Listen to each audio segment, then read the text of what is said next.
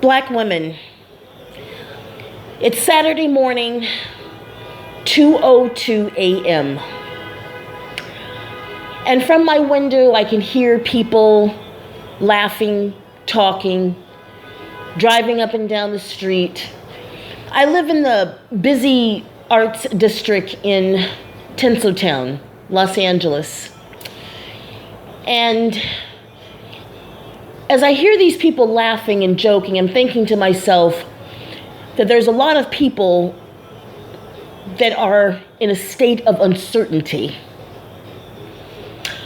Many people are very uncertain about what this country, the state of this country is going to be in starting February 1st. People that have had jobs for years are now unemployed. Mothers who have been independent, caring for their children, paying their rent, living day by day, existing, are now wondering where their next meal is going to come from and whether or not they're going to have a roof over their head. I think about what happened in Venezuela a few years ago when the country began to decline. The middle class became the poor, and the poor became destitute. People started breaking into zoos to eat flamingos because there was no meat available to buy. And what little was available, you needed a truckload of money to buy just one piece of meat because the value of the currency in Venezuela has completely deteriorated. Women have now gone over to Colombia to sell their bodies and send money home back to their families. These are women that used to be doctors, lawyers, teachers. They had good lives. And now they're streetwalkers and they're working out of brothels. I see that coming to America. And I got to tell you right now, a lot of black women have never heard of me. They don't know about me. They haven't listened to my videos. They don't know. And many of them are going to be lost, black women. The streets are going to be full of women selling themselves. And some of them are going to sell their children. This is going to be a sad, dark day in America. And what makes it worse is that my people, black women, that's who I care about, black women. You know, people ask me, hey, why do you always talk about black women? Well, I'm a black woman. And I don't like to see black women suffer because I know that whatever happens to other races of women, it's worse for us. And black men just stand by and they rub their palms together and they salivate, waiting for February 1st. I mean, it amazes me how much hatred black men have for us. I honestly don't know where this shit comes from. You know, they seem to blame us for shit that happened 80 years ago.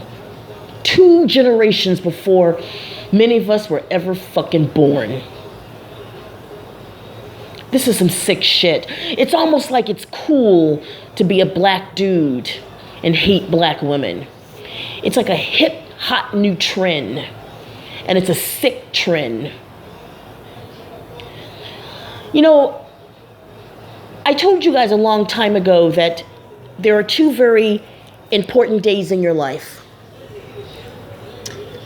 The day that you're born and the day that you find out why. I know why I was born.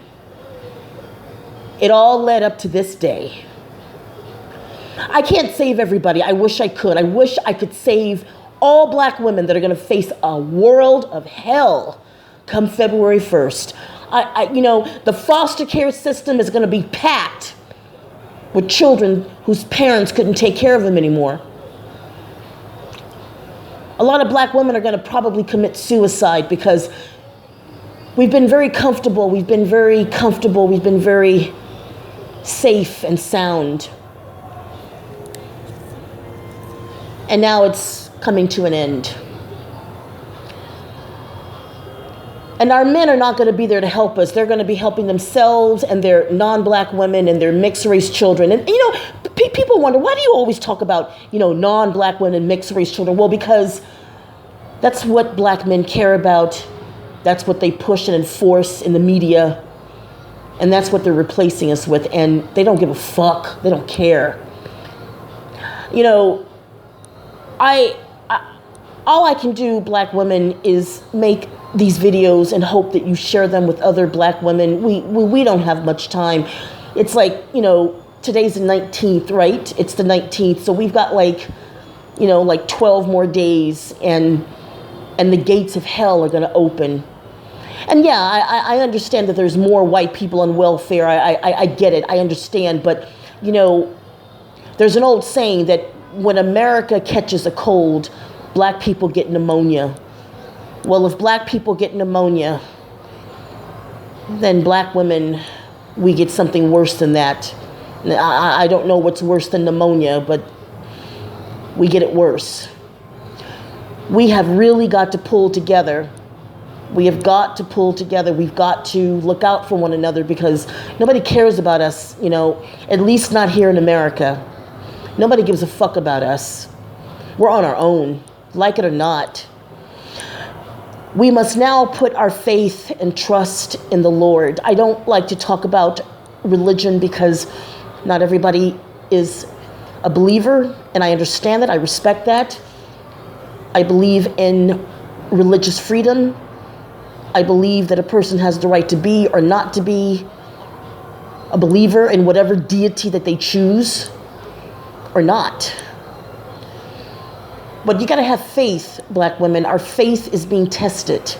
Our faith and our strength is being tested. And I know that a lot of people don't like to hear the word strong. But let me tell you something right now. If you're not strong, you're weak. There is no in between. There is no gray area. There is no in between. You're either weak or you're strong.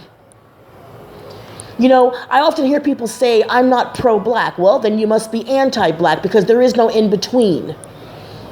You're either pro-black or you're anti-black. You're either strong or you're weak. One or the other. You pick. I'm pro-black woman and I'm strong. Like it or not, that's what I am. Black women, we've been called every name in the book.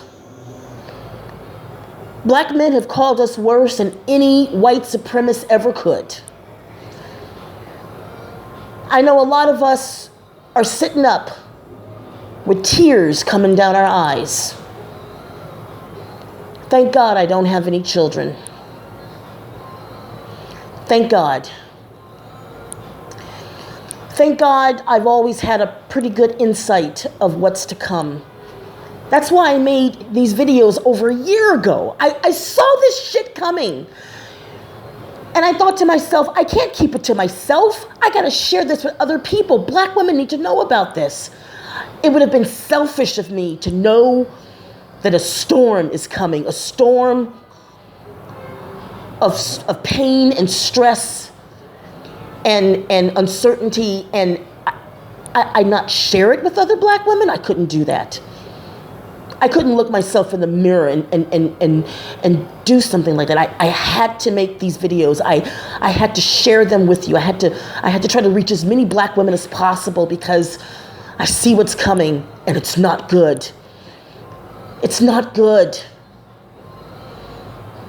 If you look at Venezuela, it's going to be worse.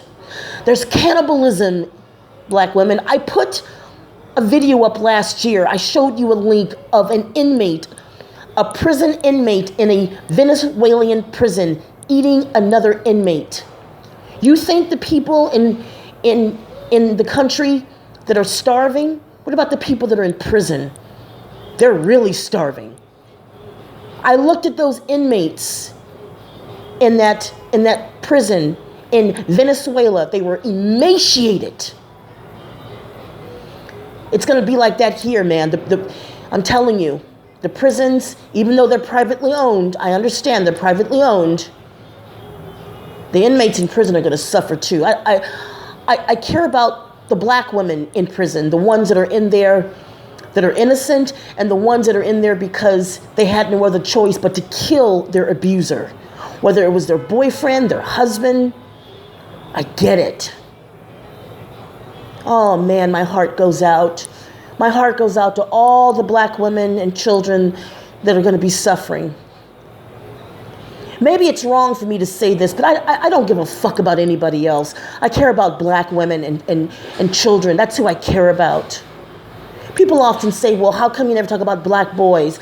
Look, I do care about black boys. The ones that are young and still innocent and haven't been touched by the finger of hatred and bigotry and colorism and racism and misogynistic ideology. Yeah, I care about black boys.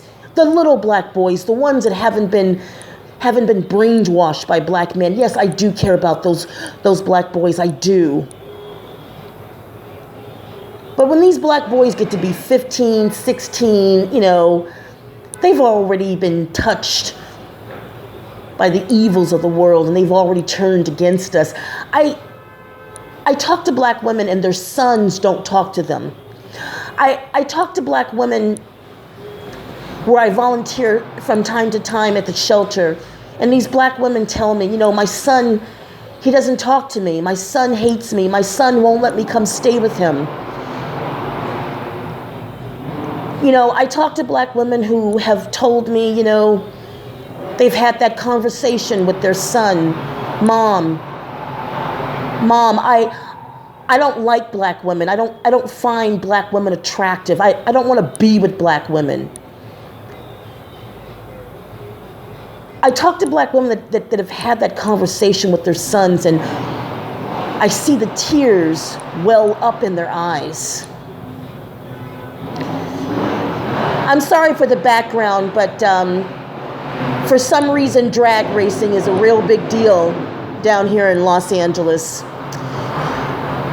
I'm sorry for the background, but yeah, that's what's going on. There's drag racing. It's crazy. Damn, that's a loud engine. Oh my God. I gotta get the fuck out of America. This place is going down. Down, down, down. I gotta get the fuck out of here. Black women, I wanted to share this with you. My heart goes out to you. I know a lot of you are wondering what's gonna happen to me, what's gonna happen to my children.